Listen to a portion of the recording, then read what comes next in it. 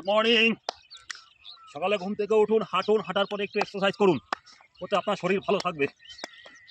বাড়িতে অনেকেই বন্ধুবান্ধব, বাড়ির গৃহমন্ত্রী, জনতা অনেকেই বলে যে ব্যায়াম করে কি হবে, সকালে হেঁটে কি হবে, মরতে তো হবে। যে ব্যায়াম করছে সেও মরছে, আর যে ঘরে শুয়ে আছে সেও মরছে। ঠিক আছে, মরতে একদিন সকলেরই হবে, এটা হচ্ছে ধ্রুব সত্য। অতএব তা বলে কি আমরা ব্যায়াম করবো না? ঠিক আছে, ডাক্তারবাবুরা বলে, সবাই বলে ফাস্টফুড খেতে না, তেল মশলা খেতে না, কিন্তু আমরা প্রত্যেকেই সকাল থেকে রাত পর্যন্ত খেতেই থাকি, সেই কথাটা শুনি না।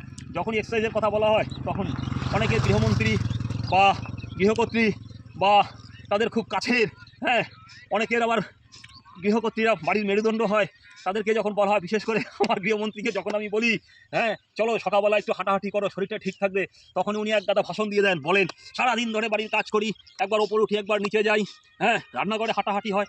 আরে বাবা, সে হাঁটাহাঁটি করলো, কাজ করলো, আবার দাঁড়িয়ে পড়লো, আবার বসে পড়লো। ঠিক আছে, তাদের এক্সারসাইজ, তারা ওইটা এক্সারসাইজের মধ্যে পড়ে না। তাই সকালবেলা হাঁটলে শরীরের ঘাম বেরোলে সেটা এক্সারসাইজের মধ্যে পড়ে।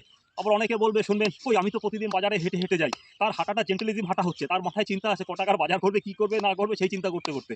কিন্তু সকালবেলা যে হাঁটাটা আছে, চিন্তামুক্ত হওয়া, মানে হাঁটা, পরিবেশটাও চিন্তামুক্ত।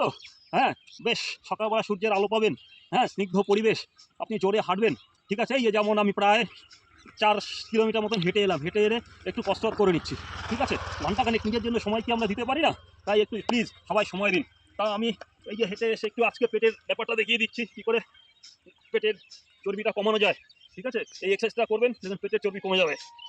হ্যাঁ, 1 2 3 4 5 6 7 8, 1 2 3 4 5 6 7 8 9 10 11 12 13 1 2 3 4।